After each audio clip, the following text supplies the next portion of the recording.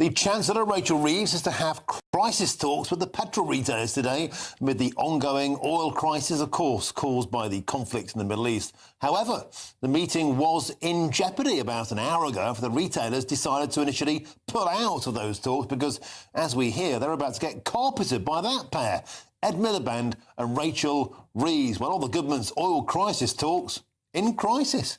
Let's now speak with the independent statistician and the political commentator, Jamie Jenkins. Jamie, it's a pleasure, as always, to have your esteemed company. Here we go again.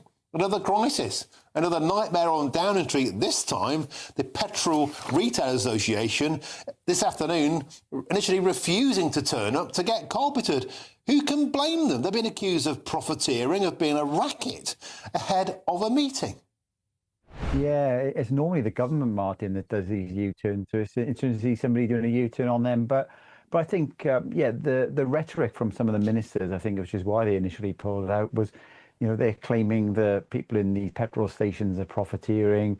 They're basically price gouging and things. And I think they were saying that they've seen some kind of attacks and people going in and calling people out. And people who are obviously working behind the tills, they're not setting the prices of many of these pumps. I think the public need to realise that. But I suppose, what's the chance they're hoping to achieve with these talks? Because ultimately, there's only limited amounts that basically can happen here. The increase in the prices at the pump is pretty much down, obviously, to the conflict that we're seeing in the Middle East. But one thing that's important to call out here, so for every, say, 10 pence that we actually see in the increase, remember you pay VAT on your fuel as well. So 20% of any price increase actually goes to Rachel Reeves. So that's an immediate cut she could do overnight. So if something goes up, she can just say, yeah, if prices go up 10 pence, we'll give the VAT back, basically, if they could actually cut that increase overnight. And the vast majority, a huge chunk of this money that we pay at the petrol stations as well, that goes on tax. So I don't know what she's looking to achieve, Martin, by having these talks, other than to be seen to be doing something when ultimately the cost of living crisis that we're currently going is through her own taxes herself.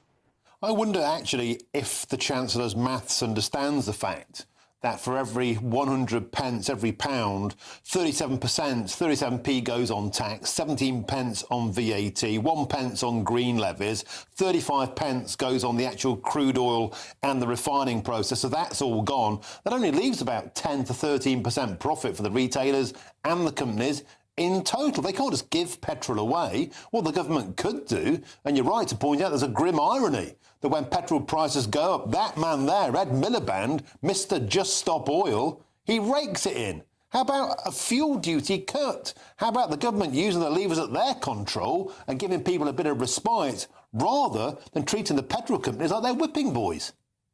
No, I totally agree, Martin. And that's part of the thing. As I say, you could literally do some form of a tax cut overnight because you do get that additional money from the VAT increase in the prices. And, I've seen differential, when I'm driving around, I see some petrol stations have gone up. You've got to remember as well that some of the local petrol stations compared to, say, the big supermarket forecourt, the timing of when they buy their petrol will differ as well. So you might find that a local forecourt will have to increase prices quicker, but also decrease prices quicker when they come down to, say, one of your local supermarkets. So that can have an impact where you think somebody's profiteering. It's to do with the economics of the local garage that you need to consider as well.